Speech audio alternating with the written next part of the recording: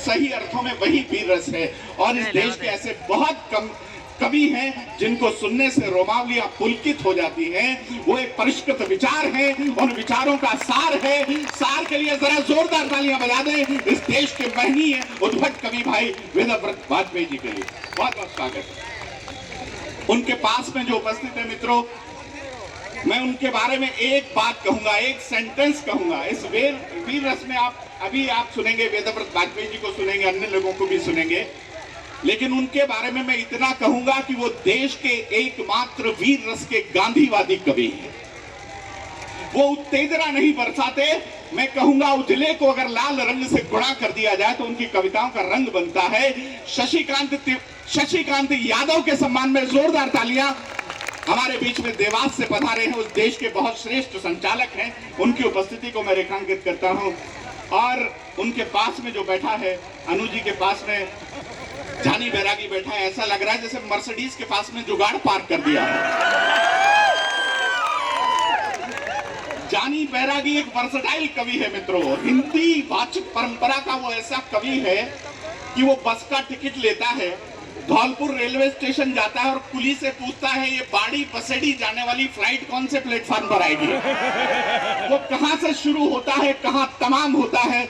मैं चाहूंगा पूरा सदन एक बार जोरदार तालियां बजा दे। वो ढोलक यहाँ का बेहद लोकप्रिय कवि है, मैं जानता हूं। यहाँ का वो मिथुन चक्रवर्ती है। और उनके पास में जो बैठी हैं वो है डॉक्टर अनु सपन। आप सत्ता की, शब्दों की सत्ता, महत्ता और गुणवत्ता को जानने वाली एक महनीय रचनाकार हैं। वो काव्य के सर्वोत्तम विधान को जानती हैं, वो अपना सर्वोत्कृष्ट प्रदर्शित करना जानती हैं। मैं चाहूंगा जोरदार तालियां डॉक्टर अनु सपन जो भोपाल से हमारे बीच में है, और राम बाबू सिकरवार जी। मैं आज आपके लिए एक बात कह रहा हूं।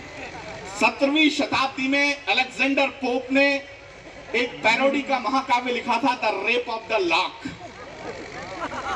17वीं शताब्दी में, आप पैरोडीकार हो इसलिए आपको पता नहीं होगा ये बात। 18वीं शताब्दी में पृथ्वीराज रासो की पैरोडी हिंदुस्तान में लिखी गई, वो राजस्थान में लिखी गई, वो जोधपुर में लिखी गई, पृथ्वीराज रासो की पैरोडी। उसके बाद से परंपरा लुप्त हो गई।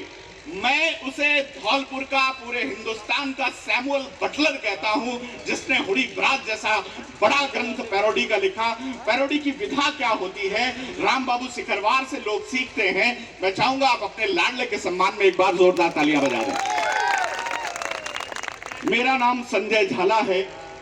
एक वो संजय था विधायक महोदय जिसने महाभारत देखा था, एक मैं संजय हूं जो ये महान भारत देख रहा है।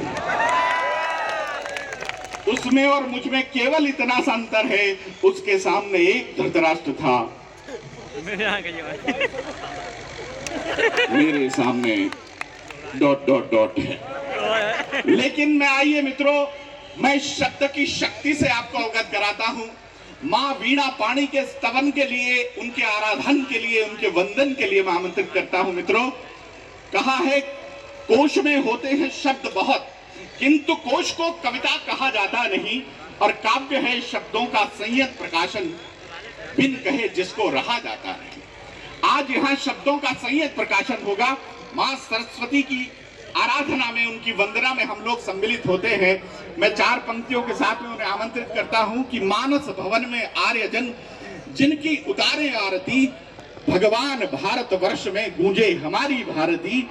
हे भद्र भावोद्भामिनी, हे भारती, हे भवगते, सीतापते सीतापते, गीतामते गीतामते। जरा जोरदार तालियां बजाइए। मां सरस्वती की वंदना में, स्तवन में सम्मिलित हो। मैं डॉक्टर अनु सपन को आमंत्रित करता हूं मां सरस्वती की वंदना के लिए। डॉक्टर अनु सपन पधार।